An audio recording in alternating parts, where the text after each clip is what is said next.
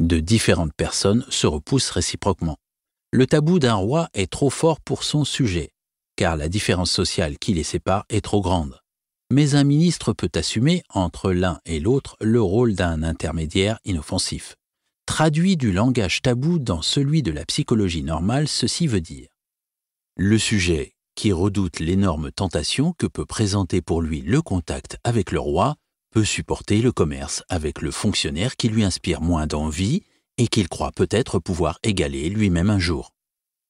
Quant au ministre, l'envie qu'il peut nourrir à l'égard du roi est contrebalancée par la conscience du pouvoir dont il est investi lui-même. C'est ainsi que les petites différences entre les forces magiques respectives sont moins à craindre que les grandes. On comprend en outre fort bien pourquoi la transgression de certaines prohibitions taboues présente un danger social et constitue un crime qui doit être puni ou expié par tous les membres de la société s'ils veulent échapper à ces désastreuses conséquences. Le danger dont il s'agit nous apparaîtra comme réel si nous mettons les velléités conscientes à la place des désirs inconscients. Il consiste dans la possibilité de l'imitation qui aurait pour conséquence la dissolution de la société. En laissant la violation impunie, les autres s'apercevraient qu'ils veulent faire la même chose que le malfaiteur. Que dans la prohibition taboue, l'attouchement joue le même rôle que dans le délire du toucher, bien que le sens caché de la première ne puisse en aucune façon être aussi spécial que dans la névrose. Il n'y a là rien qui doive nous étonner. L'attouchement est le commencement de toute tentative de s'emparer d'une personne ou d'une chose, de l'assujettir, d'en tirer des services exclusifs et personnels. Nous avons expliqué le pouvoir contagieux, inhérent au tabou, par la faculté qu'il possède d'induire en tentation, de pousser à l'imitation. Ceci ne semble pas s'accorder avec le fait que le pouvoir contagieux du tabou se manifeste avant tout par sa transmission à des objets qui, de ce fait, deviennent eux-mêmes tabous.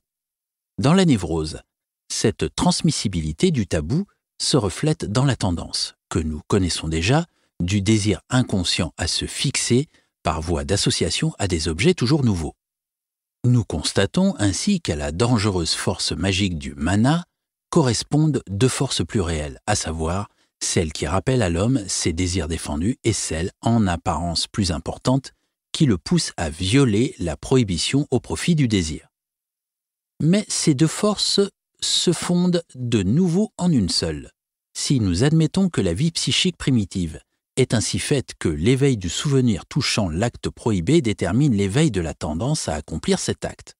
Dans cette hypothèse, il y aurait coïncidence entre les souvenirs et les tentations.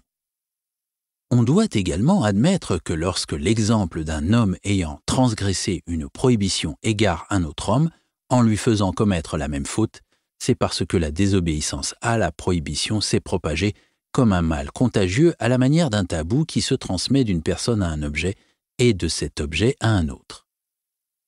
Lorsque la violation d'un tabou peut être redressée par une expiation ou un repentir, qui signifie la renonciation à un bien ou à une liberté, nous obtenons la preuve que l'obéissance à la prescription taboue était elle-même une renonciation à quelque chose qu'on aurait volontiers désiré.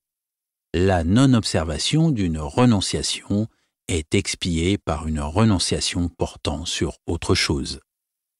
En ce qui concerne le cérémonial tabou, nous tirerons de cette considération la conclusion que le repentir et l'expiation sont des cérémonies plus primitives que la purification. Résumons maintenant ce que nous gagnons, au point de vue de l'intelligence du tabou, grâce à sa comparaison avec la prohibition obsessionnelle du névrosé. Le tabou est une prohibition très ancienne, imposée du dehors, par une autorité, et dirigée contre les désirs les plus intenses de l'homme. La tendance à la transgresser persiste dans son inconscient. Les hommes qui obéissent au tabou ont une ambivalence à l'égard de ce qui est tabou. La force magique attribuée au tabou se réduit au pouvoir qu'il possède d'induire l'homme en tentation. Elle se comporte comme un contage, parce que l'exemple est toujours contagieux et que le désir défendu se déplace dans l'inconscient sur un autre objet. L'expiation de la violation d'un tabou par une renonciation prouve